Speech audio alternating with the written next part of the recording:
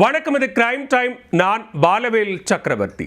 கோவையைச் சேர்ந்த பிரபல மதபோதகர் ஜான் ஜெபராஜ் அவரது வீட்டில் வைத்து 2 சிறுமிகளை பாலியல் சீண்டல் செய்ததாக எழுந்த புகாரின் பேரில் போக்சோ வழக்கில் சிக்கியுள்ளார்.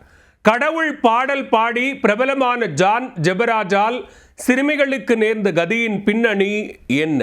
கிறிஸ்தவ பாடல்களை இக்கால ட்ரெண்டிற்கு ஏற்றவாறு மாற்றி பாடி இளம் தலைமுறையினரை கலைக்கு வந்தவர்தான் இந்த ஜான் ஜெபராஜ். மதபோதகர், பாடலாசிரியர், பாடகர் என பலமுகம் கொண்ட இவரின் வெளியே தெரியாத முகம் ஒன்று தற்பொழுது வெட்ட வெளிச்சமாகி உள்ளது. பார்ட்டியில் பங்கேற்ற 2 சிறுமிகளிடம் பாலியல் சீண்டலில் ஈடுபட்டதாக தற்போது தலைவன் சர்ச்சையில் சிக்கியிருக்கிறார். ஃபேமஸ் மதபோதகர் ஜான் ஜெபராஜ் மீதான பாலியல் குற்றச்சாட்டும் அவர் மீது பாய்ந்த போக்சோ வழக்கும் நடந்தது என்ன? தென்காசி மாவட்டம் செங்கோட்டையில் பிறந்து கோவை GN மில் பகுதியில் வசித்து வருபவர் ஜான் ஜெபராஜ்.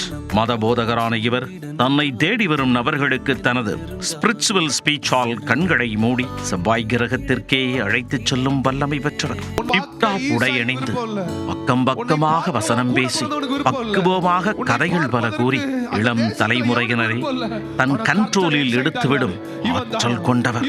கருத்து மட்டுமல்லாது கருத்து கலந்த கிறிஸ்தவ பாடல்களையும் நியூ ட்ரெண்டிங்கிற்கு ஏற்றவாறு குஷியோடு பாடி மெர்சலாக்கி விடுவார். இப்படி இளைஞர்களை கவரும் விதமாக கிறிஸ்தவ பாடல்களை பாடி மத போதனையில் ஈடுபட்டு வந்தார்.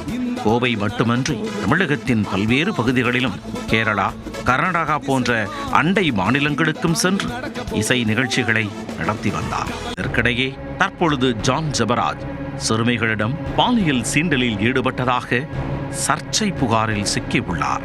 கடந்த 2024ஆம் ஆண்டு மே மாதம் 21ஆம் தேதி தனது இல்லத்தில் நடந்த பார்ட்டி ஒன்றில் கலந்து கொள்ள வந்திருந்த 17 வயது மற்றும் 14 வயது சிறுமிகளிடம் அவர் பாலியல் சீண்டலில் ஈடுபட்டதாக கூறப்படுகிறது. அது தொடர்பான புகாரில் கோவை மகளிர் காவல்துறையினர் விசாரணையில் இறங்கினர். அதில் 17 வயது சிறுமியை மதபோதகர் ஜான் ஜெபராஜின் மாமனார் தத்தெடுத்து வளர்த்து வருவதும், வீட்டில் நடந்த பார்ட்டியின் பொழுது அந்த சிறுமியையும் அவருடன் இருந்த 14 வயது சிறுமியையும் ஜான் பாலியல் சீண்டல் செய்ததாகவும் கூறப்படுகிறது. இது தொடர்பான புகாரில் மதபோதகர் ஜான் ஜெபராஜ் மீது போக்சோ சட்டப்பிரிவின் கீழ் வழக்கு பதிவு செய்தனர். இந்நிலையில் மதபோதகர் ஜான் ஜெபராஜ் தலைமறைவான நிலையில் அவரை பிடிக்க தனிப்படை அமைக்கப்பட்டுள்ளது. தனிப்படை போலீசார் கன்னியாகுமரி, செங்கோட்டை உள்ளிட்ட பகுதிகளில் தேடுதல் பணியில் ஈடுபட்டு வருகின்றனர்.